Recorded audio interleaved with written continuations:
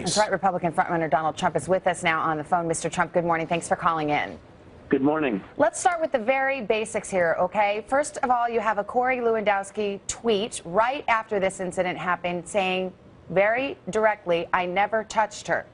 Then you have a piece of video which shows rather clearly he did touch her. Would you acknowledge that Corey Lewandowski did not tell the truth initially about this incident?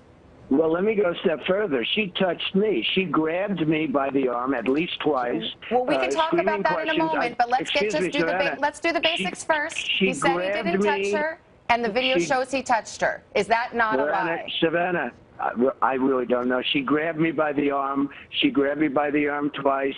I pushed her off. You could see that very clearly.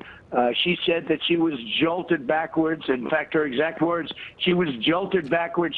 He somehow grabbed me tightly by the arm and yanked me down. Mr. Trump, well, now you're saying wait a minute, Savannah. She made up this story, Savannah. She was yanked. She said she was yanked down. This was before she found out there was a security camera on her. Well, it was my security camera. I supplied the security camera and the tape. Let me just ask you one thing. Listen, wait a minute. It said I almost fell to the ground, but was able to maintain my balance. I was shaken. Campaign managers aren't supposed to try to forcefully throw reporters to the ground. Let me ask you this. Can I please let me just jump in here? She wasn't thrown to the ground. Okay, let me just jump in here, though. You are now saying she touched you, she forcibly touched you. You suggested maybe you're the one who should file charges, and yet initially you said nothing happened. The Secret Service told you nothing happened. Isn't it your story that's changed? No, it's not my story that's changed at all. She grabbed me by the arm. I didn't even know who it was. But she went through Secret Service because they were surrounding me, and we were walking out.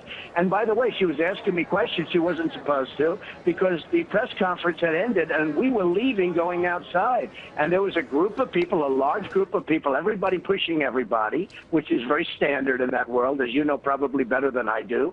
And we were all just going out toward the exit.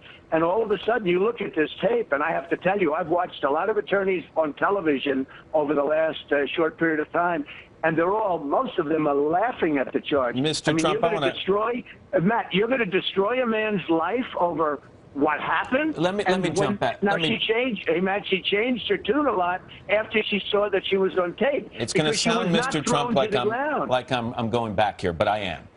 Right after this incident, Corey Lewandowski tweeted he was calling bull blank on Ms. Fields.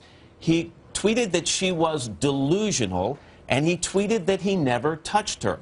The videotape easily and plainly shows that, in fact, he did grab her and did pull her. And whether you want to debate whether she almost fell down or not, he didn't tell the truth. If you're President of the United States and a member of your staff, your chief of staff, goes to the American people and publicly doesn't tell the truth in the way that Corey Lewandowski hasn't told the truth, would you put up with it? Well, I don't know if it wasn't that. I'll be honest with you. When you look at what happened, it was so minor that he might not have even thought about it. Because to be honest with you, when you look at this, it was so minor. People are saying, what is this all about? We have people in the Middle East chopping off heads and drowning people in cages, and he brushes her, and he brushed her to get, probably to get her hand off my arm. So it was so minor, he might not have even realized it took place. And then he was informed later on that it took place, and he might have not known frankly, what happened. Let me just ask you a general question here. If you look at this videotape, and then you look at that videotape from another event where he is seen to briefly grab a protester's shirt collar and pull him back, the simple question, and we've asked others, why is your campaign manager putting his hands on people at your events? Why is he allowed to do that? Because this protester was an agitator. Take a look at the horrible, disgusting sign that protester had. Take a look at the protester's hands were around a woman's neck in front of him, and he barely touched him also. He had two fingers on his shirt, and then he took them off, and security took the guy out. He was an agitator. He was a bad guy. He was an agitator, and frankly, to a certain extent, you could say there's a certain amount of courage. He got very incensed when he saw the sign. The sign was a horrible sign that this guy was holding, and he didn't do any damage to the guy because security took it. Just in the few seconds I have left, Mr. Trump, are we going to destroy a man's life? But we also shouldn't destroy a reporter's life. Will you or Mr. Lewandowski? She lied, Matt. She wasn't thrown to the ground. She told it. She didn't say that. She didn't say. She said she was almost fell down. And she didn't almost fall down, Matt. She didn't even change the expression on her face. Look at her face.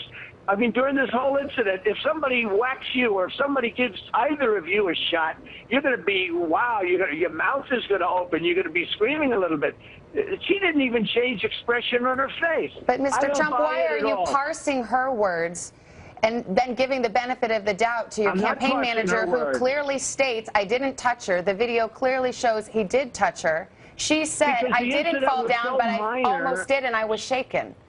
Savannah, the incident was so minor that I honestly believe, I don't think, look, I know this guy. He's an honorable guy. He's a decent man. He's got 4 beautiful kids and a wife in New Hampshire. I'm not going to, these other candidates, they're weak. They said, oh, well, you should immediately get rid of him. For what? They want me to fire him. Why? Because of this incident? Wouldn't an immediate apology on his part taken care of this? Wouldn't it have taken care of this if he had simply said, I'm sorry? I actually don't think so. I think she would have pressed charges anyway because I think she likes it. That's my opinion. Maybe I'm wrong. I think if he called up, I think if he said he's sorry, I think she would have used that against him. I'm not a believer in that because, again, I've heard that, oh, call up. Certainly if that could have happened, he would have done that. But and I wasn't involved in that because I really heard about this. I will tell you, I don't think anything would have happened. I think we'd be in the same place. She'd just have a little bit better evidence because right now she's got no evidence. I think we're going to have to. Why don't we say we'll agree to disagree on this, Mr. Trump? Well, I don't think you can disagree, Matt, because the evidence is the evidence, and most people would disagree with you. All right, I'm gonna agree to disagree again, Mr. Trump. Thanks for calling. I appreciate it. Okay, thank you very much. All right.